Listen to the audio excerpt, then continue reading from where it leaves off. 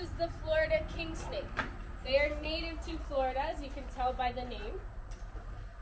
They get the name the king snake because of their tendency to eat other snakes. That's why I say they are powerful. These are the ones you may see in your backyard, but try not to kill them because they are the ones protecting you. They are the ones eating coral snakes. They are the ones eating rattlesnakes. They're eating the ones you don't want to see in your backyard. They can grow around 3 to 4 feet, so they're going to stay pretty small. This guy is a little bit over 1 foot.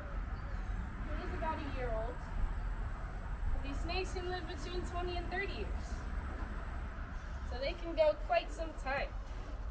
If you take a look at the underside of his belly, if he lets me show it, he has kind of like a checkerboard print. That's one way to know that this is a king snake. It's not exactly checkerboard because their scales are not squares, so it's a little bit harder to make that pattern. But if you look at his back too, you'll see he has over 40 stripes.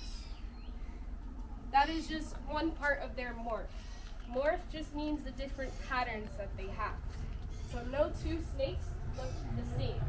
They may look alike, but there's no identical twins.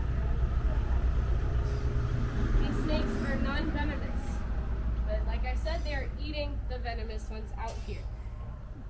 They do have teeth, but since his mouth is so small, a bite from him would most likely just feel like a paper cut or a lizard bite. It would not hurt at all. So this guy is doing some good around here. You can also find him in a pet store. So if you want to keep him as your own, that's up to you. But we do have 2 snakes down here in Florida that are causing a problem here in the Everglades. We have the boa constrictor, which is native to South America, and we have another snake that is native to Asia that you guys may hear about a lot more. Do you know what that may be? The Burmese python, yeah, that's exactly it. So people bring these snakes in from outside of the United States as pets. They get them when they're this size, but then they can grow around 10 or 12 feet long. So when they start getting to that size, no one really wants to keep them anymore. They miss the babies that they used to be. But when they get to that size, people want to release them into the wild. And that is the wrong thing to do. Because those snakes reproduce, and that is how we get invasive species down here. So we've been dealing with this problem over 20 years. Now, it's been a fight to see who the alpha is. We know it's supposed to be the alligators, but the snakes are kind of showing their power too. Not this guy, but the other ones. Is anyone scared up here? Very scared? Because I'm going to take a step closer so you guys get a better look. So with the boa constrictor and the Burmese python, they are eating everything out here. They're eating people with black shoes on. They're eating people with sunglasses on. They're eating rabbits, mice, snakes, everything that the alligators can eat as well.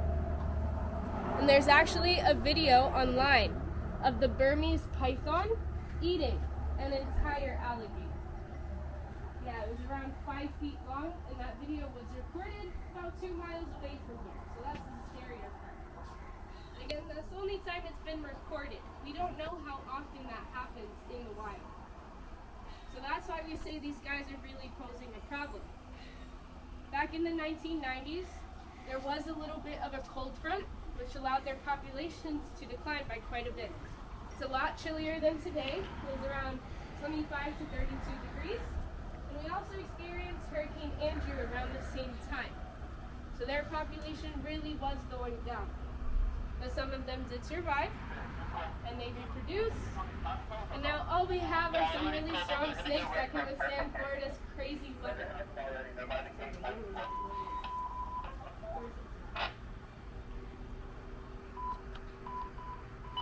There we go. So I'm not bringing him out here to scare you guys. I just wanted to show you what you may see out here that is a good snake in some terms, and what you can see in the pet store versus what you do not really want to see. There's actually a bounty on the Burmese python that allows for the open hunting of them. I don't really know anyone who wants to hunt snakes in their free time, but it's possible. And the boa constrictor you can actually still buy in a pet store. Yeah, everyone say bye to the king snake. Because I'm going to head in there with those guys and tell you a little bit more about them. I'm absolutely kidding. They will not do anything to me. Good morning, Bubba. How are you doing, buddy? Let's get that off of your face. They're like my big puppies. So this is Bubba right here. What were they doing when you guys were on your tour? Laying around, chilling. This is what they do 90% of the day. They are extremely lazy animals. So anytime you see a shirt that says lazy gator, it's telling you the truth. Let's see if we can get a better look. Bubba, can you let me move your tail, buddy? Alright. If you take a look at this tail, you'll see it's pretty thick, pretty wide. It is solid. It is made of muscle.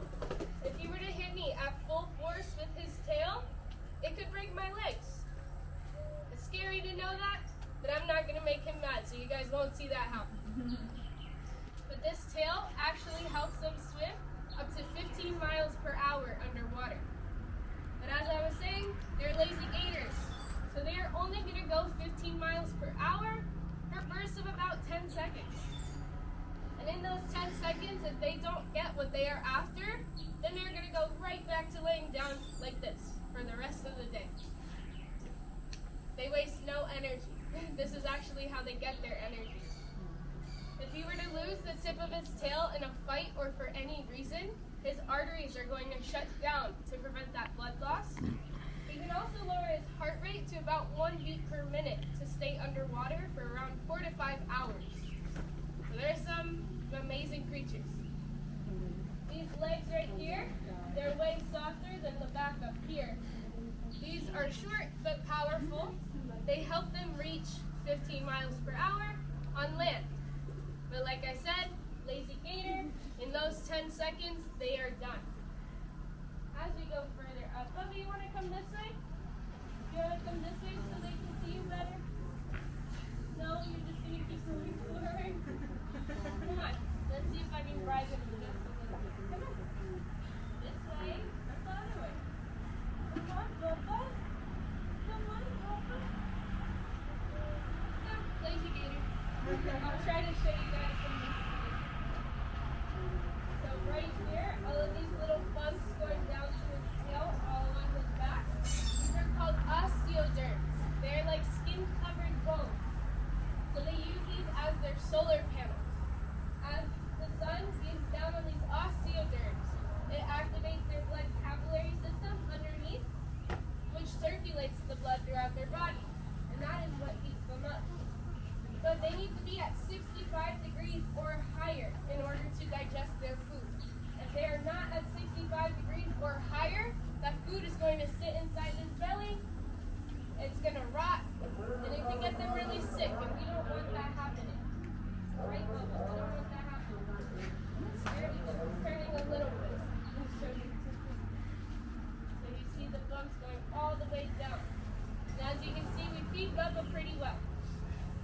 He is the chunkiest one here. But as we go further up, let me get to his comfortable position.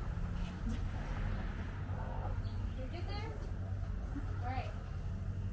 So as we go further up his body, you're going to see these little flaps right here. Those are his ears, and he likes getting his ears rubbed. So those are his ear flaps. They close underwater to prevent that water from rushing inside of their ear canal, because that can get very uncomfortable. And they can also hear a fish jumping in the water around 200 yards away. So pretty far. If we take a look at these eyes right in here, they actually have the ability to bring those eyes right inside of their skull. It looks a little bit like this. He's already doing it. I don't even have to press them down. Do it again. They go right inside and pop right back up. So now you see it, and now you don't.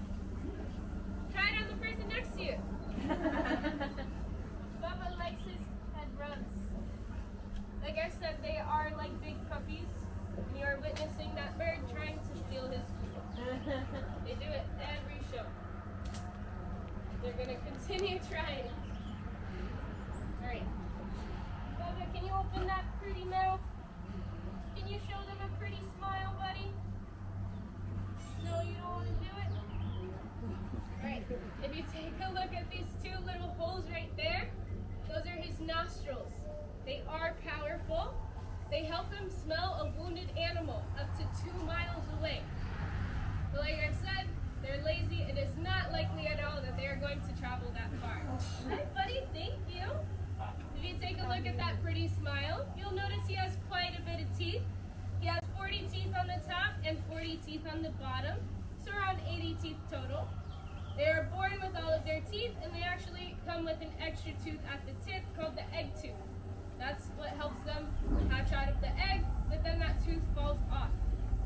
And their teeth are hollow, so as soon as one falls out, the next one is already growing back in, and they'll go through about 3,000 in their entire lifespan.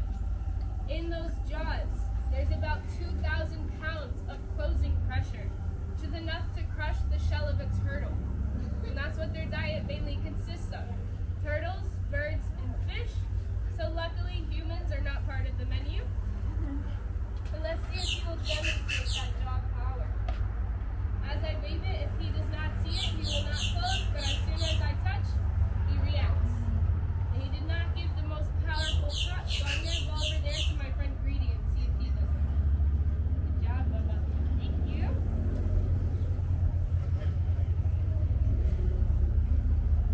And I did not feed him yet because our chicken has not defrosted, but don't worry, because they can go an entire year without eating.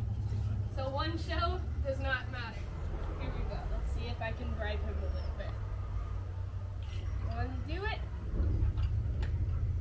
Let's go. Let's go. What's up? There we go. Oh, you did the wrong thing. Open up again. Open. All right. Wait. Okay.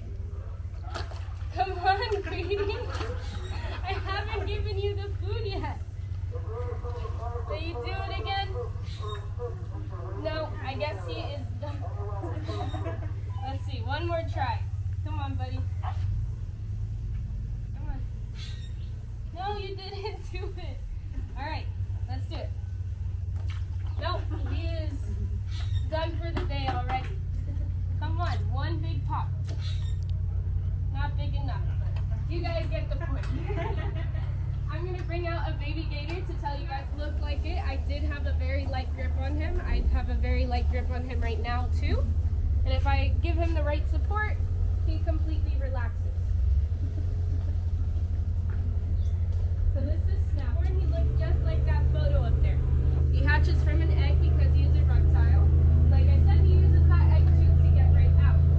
They are born with all of these stripes on them to help camouflage them in the wild. Because when they're only about 5 inches long, they're very vulnerable to predators. And those predators could be turtles, birds, fish, and sometimes their own fathers. It sounds weird, but the fathers are opportunistic feeders. So if they hear something splashing in the water, they may think it's a fish, but they have one less baby now. And the mom will actually lay around 40 or 50 eggs. Those eggs will take 90 days to hatch. Only about 2 or 3 of those babies will make it to their size today. Greedy is actually the oldest, Snappy here is the youngest, and the rest of the guys in there are around 14 and 15 years old. Greedy is 45. One thing I didn't get to mention while I was in there is that these guys have 2 eyelids. They have one eyelid that goes up and down like ours. They can still do the eye thing where it goes inside. But they have a second eyelid that goes side to side. You'll see it when he opens back up. It's a little darker piece of skin, and it's called the nictitating membrane. And it just prevents anything from getting into their eyes, because whenever they swim underwater, they're highly likely to get parasites in their eyes. We don't really want that happening. They don't want it happening, so they use that nictitating membrane. It also helps them see their prey a little bit better, so it's more like their goggles. If you take a look at his mouth while it is closed, you'll notice that only his bottom row of teeth are showing. That's one way to differentiate between an alligator and a crocodile. Another way would be looking at the overall shape of their snout. So on crocodiles, sorry I didn't mention this, crocodiles you would see both the top and bottom because their teeth interlock. Alligators with their snout. Alligators have shorter U-shaped snouts. Crocodiles have more of a noticeable V-shaped snout. Alligators are more of a greenish black color, and crocodiles are more of a yellowish green color. So we have some in the nature trail that you guys are going to see now if you decide to take a walk through there. You'll see the difference a lot more. We may have alligators on the sidewalk, but don't worry, they're naturally afraid of humans. They will not attack you. They see humans every day, but they will be scared if you go up to them. But like I said, they have that natural fear. They are more likely to go away than to attack. So you don't have to be that scared. And you guys are also going to get the chance to take a picture with Snappy. The park does ask for a $3 donation per person if you would like that picture with Snappy. But let me show you the photo options that we have. So I can hold him right in front of you like this. And I can also do something called face off, and it goes like that. I bring Snappy right up to your face. Unfortunately, I'm all. But there is no touching or holding anymore now that we are part of the national park and not a privately owned company anymore. So they are treating them like the wildlife. The same way they don't want you touching the ones out there, is the same way you can't touch these guys in here. But if you guys would like a picture with Snappy, or if you guys would like to see the nature trail, you guys can follow me right